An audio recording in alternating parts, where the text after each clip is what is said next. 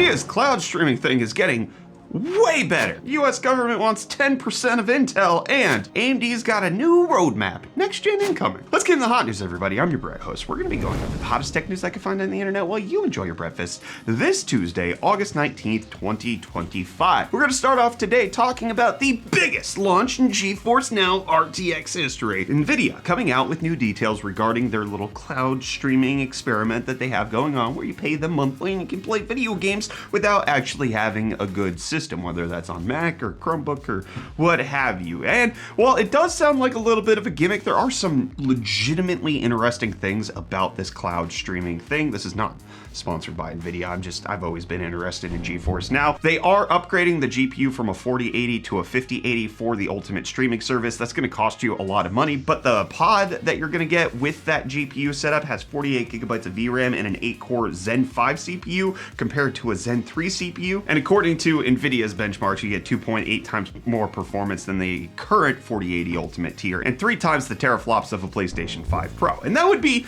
neat in and of itself, but there's a couple other things that they're implementing, such as cinematic quality streaming, which brings out a new HDR setup, as well as low latency streaming, which brings out NVIDIA's Reflex and RiverMax technologies with partnership with ISPs to make it so that latency gets even lower than it already was on GeForce Now, allegedly 30 milliseconds in Overwatch 2, which is lower than what you can get from the PS5 Pro. I'm kind of interested in that to see if there's actual benchmarks that are going to come out with regards to that, but that could be pretty cool, especially if you have ISPs who are partnering with them for it. It looks like to be a small list, at least based on the slide that's right here: Comcast, T-Mobile, and BT Group. I'm not going to use any of those. I don't want to use Comcast, I don't want to use T-Mobile, and I don't even have access to BT Group as far as I'm aware, but there's a couple other implementations that they're bringing out. They get higher FPS on the Steam Deck. The OLED can now go 90 FPS, the Legion Go S can go to 120, and LG TVs can do 4 or 5K 120 hertz. So they're bringing out more support for various different things that are out there. But another neat thing that they're doing is trying to make it so that you have access to more games. Because originally, roughly 5 years ago, GeForce Now had a ton of games that were available for it, and then companies just start pulling it back, being like, you're not allowed to put this on the service. I think maybe Stadia spooked them or something, I don't know. But they're coming out with a new setup called Install to Play, where if the game devs allow NVIDIA to do this, what you can do is locally install a game to your GeForce Now session, which allows you to play it there as if it's on a local computer, but it's not in GeForce Now's library, thereby kind of separating it out somehow. However, the tricky part here is that they want you to subscribe for the actual storage installation. So $3 for 200 gigabytes, $5 for 500 gigabytes, and $8 for 1 terabyte. And NVIDIA saying that they're trying to make GeForce Now feel like a local gaming PC. There are a couple neat things here, all right? Obviously, this is a whole subscription model, which,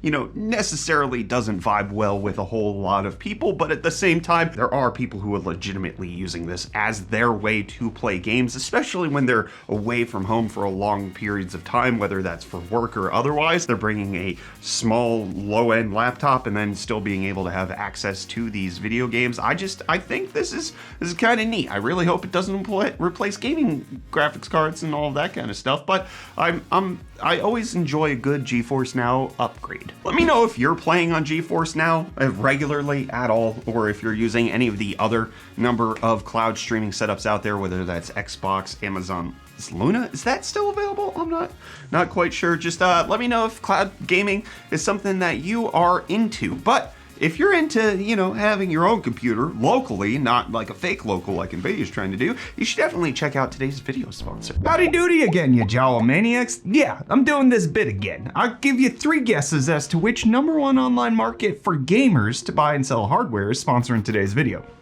Trick question, there's only one, and it's Jawa. As I said, Jawa is the best place for gamers like you to buy PC parts from other gamers, just like you. Whether you're in the market for a GPU or CPU upgrade, or looking to get started with a pre-built, you can find it all here. Just a brief peek at the website gives you a quick idea of how many deals Jawa has, like the whopping 313 GPUs they have listed. The crazy part is that Jawa values your safety and security so much that all 313 listings have been reviewed by a real life Jawa employee before even being posted. Now, Now that's just the GPUs. This goes for all the other listings you see. Some of the listings you see will also be from a verified seller. These extra special checkmark profiles are the best of the best when it comes to selling. And moving from individual graphics cards to cards with a whole computer around them, Java still has a huge selection. Now, choosing a PC can be a little overwhelming, especially if you're new. Thankfully, Java has a great PC finder to match you with your perfect PC. Say you're finally growing up and starting to play old school RuneScape and need a PC. Regretfully, there's no OSRS in the question, so let's use Minecraft as a stand-in. Just a few more questions and boom,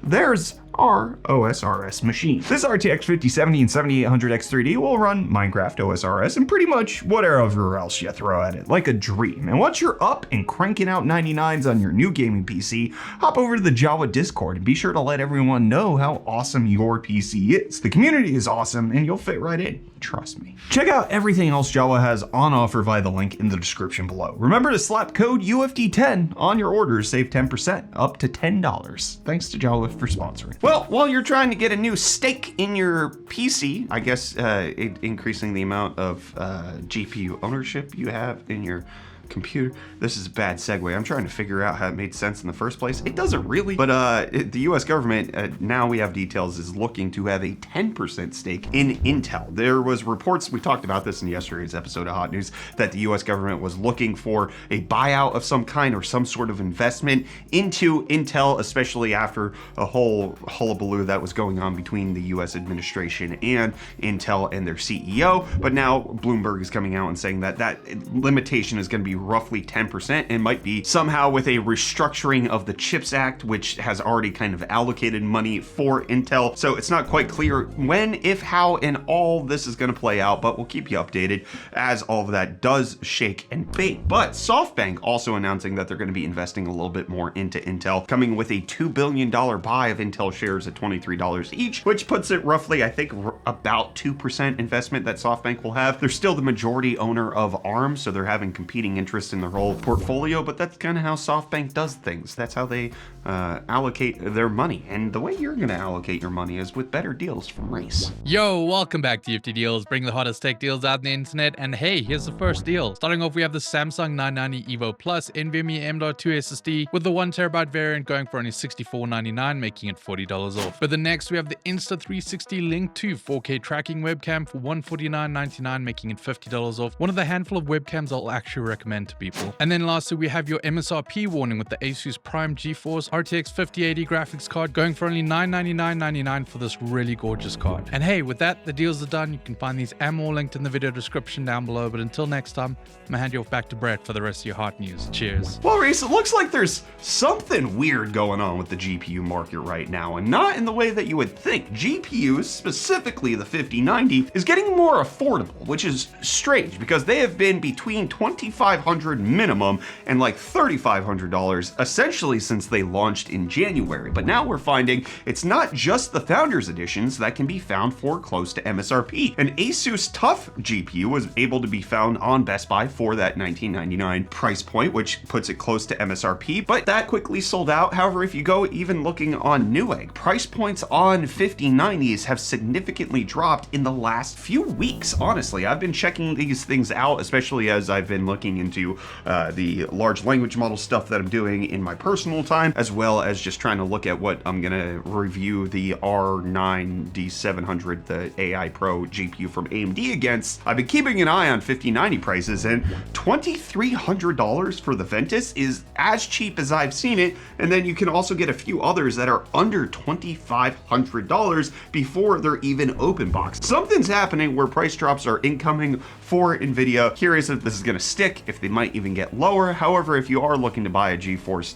GPU, they are bundling it with Borderlands 4 in case that's something that intrigues you. And I know I'm intrigued when it comes to AMD announcing their new plans for basically anything, and they've told us when to expect those announcements of the new plans. AMD coming out and saying that this November 11th, they're gonna have their Financial Analyst Day, which is going to go over roadmaps of essentially everything that they have. They will have an Advancing AI event happening this summer, but the This financial day is supposed to have presentations from the executive leadership team, talk about their growth opportunities, but also their innovative product and technology roadmaps and long-term financial plan. This is something that we typically see at something like CES or Computex or previously Gamescom, where AMD has a whole bunch of their executives in various different aspects of their company come out and talk about, hey, this is why our stuff is cool. Every time we live stream a CES or Computex announcement by AMD or otherwise, a lot of it feels like fluff for investors, and so there's a lot of like dissent in our chat as people are watching it live with us, and I think it kind of makes sense that they would do this on a financial analyst day because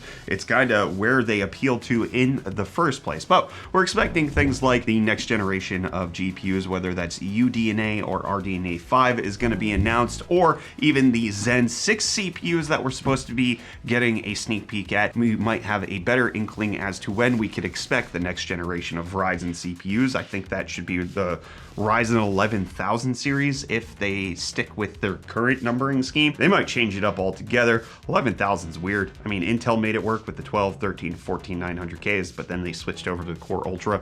I don't know if AMD is going to choose to do something strange like that. We'll have to wait and see. They might try to copy Intel's numbers again and to have the Ryzen 355 or whatever. I hope they don't do that. But AMD has a habit of copying their competitors' naming conventions for whatever reason. And I'm going to copy what you said in yesterday's episode of Hot News from the page into my mouth and repeat it back to you and then talk to its comment response. That's what we're doing right now. We got Robesi saying the best way to combine VRAM is in a blender, but be sure to peel them first. Sage advice. Thank you so much. And we got Falcon Tech Tips saying, put whoever is in charge of the GPU division in charge of Intel. The only division that is even doing well is the GPU division. Fundamentally, I don't agree with you. Intel's GPU division is floundering. They are not doing well. They have hardly any market share, especially in the consumer side. Battlemage not selling very well. And then you have things like on the server and cloud compute side, they are not even within a stone's throw of AMD and NVIDIA when it comes to their ability to match what's going on there. Things sound good on paper. An Arc B60 with 48 gigabytes of VRAM sounds good on paper, but it's likely not gonna sell, number one, because it's a weird dual GPU situation, which is not gonna appeal to very many people. Number two, software support just isn't really there from Intel to have, the ability to trust their driver stack. But then also, as other people talked about in the comments, the amount of machine learning stuff that has built-in support for anything besides NVIDIA's GPUs is minuscule. So Intel's GPU division is something that sounds good when it's being talked about, but just unfortunately is faltering in real life. And I'm very scared that, especially with the new CEO and the new plans that he's making, we're not going to be able to get Celestial. That's going to be a change that I could see happening, unfortunately. And the A Rexosaurus saying, a guy named Brett says breakfast 4 or 5 days a week for years, and people still haven't figured out it's on purpose. It's not. Why do you assume it's on purpose? Who told you that? Was it Wesley? Don't listen to him. And then Jaycon saying, that GPU looks awesome, but the way he put it down, the disrespect. I couldn't remember how I put it down, so I had to rewatch the episode of Hot News, and I watched myself put it down. The box I kind of chuck on the floor, but then if you listen to how I put the GPU in the box, you can't hear it because I gently set it in the foam. But if you want GPU disrespect, I can hand you that. I can give you this Yeston card. It still works. I promise. I hope. Hopefully it's still good. Oh, why am I like this? I'm sorry. I don't know why I did that to you. And then DJ Greg Brown saying, why is EVGA not suing Yeston? Because that cooler is a direct copy of their old one.